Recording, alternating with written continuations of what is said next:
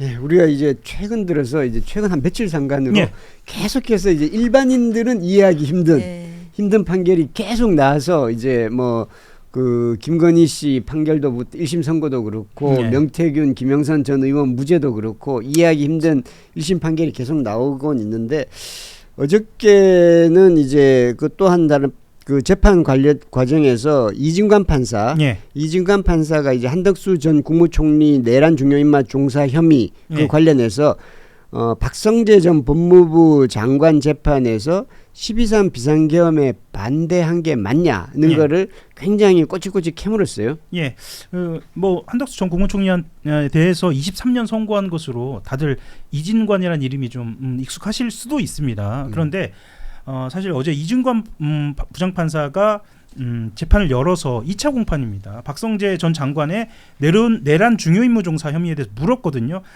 최근에 있었던 재판 중에 가장 난이도가 높은 재판이다 이렇게 꼽히기도 합니다. 왜냐하면 애초에 박성재 전 장관이 구속되지 않은 이유가 위법성의 인식에 관련된 부분이거든요. 그것도 납득이 안 돼. 예, 그래서 법무부 장관이 인식을 못하면 누가 한다는 거야? 예, 그래서 이진관 부장판사가 어제는 작심하다는 듯이 너의 머릿속을 한번 열어보겠다. 뭐 이 정도 같습니다. 그러니까 뭐냐면 여러 가지 질문들이 위법성을 당신이 인식했는지 아닌지를 이리저리 돌려가면서 묻기 시작합니다. 이게 굉장히 날카로운 질문들이어서 좀 인상적이었는데요. 이렇게 물었습니다. 이 부장판사가 변호인의 말에 따르면 비상계엄에 반대했다고 한 것 같은데 실제로 반대한 게 맞습니까? 그렇지. 이렇게 묻기 시작하고 박 전 장관이 이렇게 얘기합니다. 대통령 집무실에서 계엄은 옳지 않다고 말씀을 드렸고 제가 반대하는 모습을 못 봤다고 한 분들도 있는 것 같은데 집무실 안에서 계엄 문제에 관해 이야기하면서 말씀드렸다 이렇게 얘기하면서 이후 밖에 나와 대접견실에서 제 행동을 CCTV로 봤더니 제가 기억하지 못한 여러 행동으로 만류하는 모습들이 있다라고 얘기했습니다. 자, 이렇게 얘기를 했는데 집무실은 백발양보해서 그렇다 치고 본인이 접견실에서 CCTV를 봤더니 만류하는 모습이 있었다라고 얘기한 건 또 한 번 분노를 일으켰는데 우리 모두 봤거든요. 박성재 장관이 어떤 모습을 가지고 본인이 그렇게 만류하는 모습인 거냐라고 해서 어제 아주 비판도 많았습니다. 예, 그러니까요. 이제 유혁 전 법무부 감찰관 같은 경우는 이건 위법성 인식을 금방 알았잖아요. 그 법무부 장관이 모른다는 게 납득이 안 돼요. 그러니까 뭐 유감찰관 같은 경우에는 시간도 특정돼 있습니다. 12월 3일 오후 11시 30분, 그러니까 밤이죠. 법무부 실국장회의 소집되면서 그 회의 시작 직전에 그냥 사표를 내버렸거든요.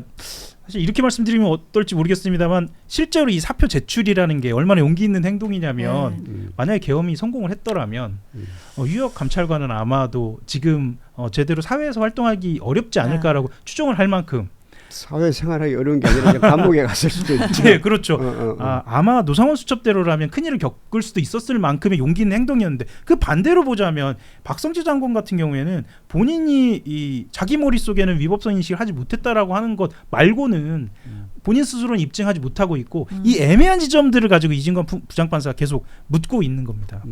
그러니까 이게 그 부장판사 이진관 판사의 이 질문이 굉장히 날카로운 게요.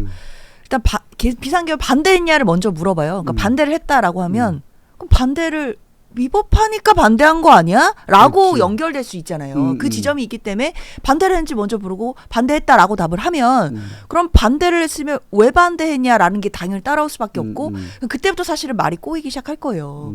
그러면 만약에 반대했다라고 말을 했는데 이제 앞으로 이제 증인들도 부르고 또 관련된 객관적인 정황 등어들 많이 찾을 텐데 만약에 반대한 것과 다른 정황들이나 다른 증언들이 나올 수도 있잖아요. 뭐 찬성한 정황들이 있거나 이렇게 되면 이 말 자체가 거짓말을 한 게 되고 만약에 반대를 한 것이 맞다라고 하면 왜 반대를 했는지 그럼 당시에 위법성을 인정한 것으로 인식한 것으로 추단할 수 있는지 이렇게 나아갈 수 있는 부분들이 있습니다. 그렇기 때문에 이진관 부장판사의 이 재판 진행은 굉장히 이 전체를 꿰뚫고 있으면서 논리적으로 지금 진행이 되는 것 같고 지금 초기 단계이기 때문에 앞으로 이제 증인신문이라든지 이런 과정들 속에서 아마 재판장이 직접 또 증인들을 신문하는 과정들이 있을 것 같아요. 저는 이런 질문들도 굉장히 날카로울 것이다라는 생각하고 있습니다.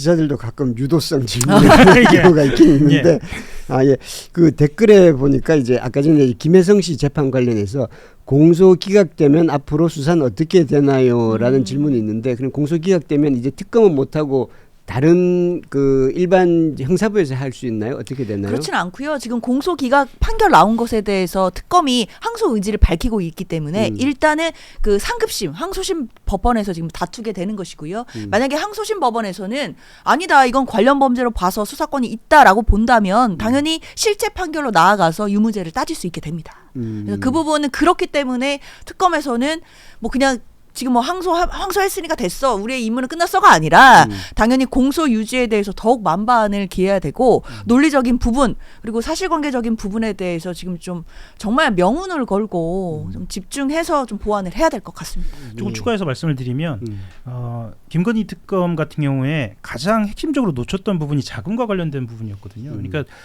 물품은 건네졌는데 돈이 건네지지 않았다는 것은 상식적으로 이해가 가지는 않습니다. 그러니까 전달하기 쉬운 게 목걸이라든가 가방이 아니라 사실은 돈이거든요. 그게 상대가 좋아하기도 하고요. 그런데 이제 그렇지. 자금과 관련된 수사가 이루어지지 않았기 때문에 공소기각이 나온 부분들이 있고 핵심적으로 2차 특검은 이 자금의 흐름, 이제 흔히 저희들이 하는 말로 저수지를 찾는 것이 핵심이다. 이렇게 좀 보여지기도 합니다. 그렇게 되면 말씀하셨던 것처럼 공소기각이 된 부분만 아니라 무죄가 된 부분까지도 그렇죠. 좀 정상적으로 판단할 수 있을 그런 근거가 마련되는 것으로 보입니다.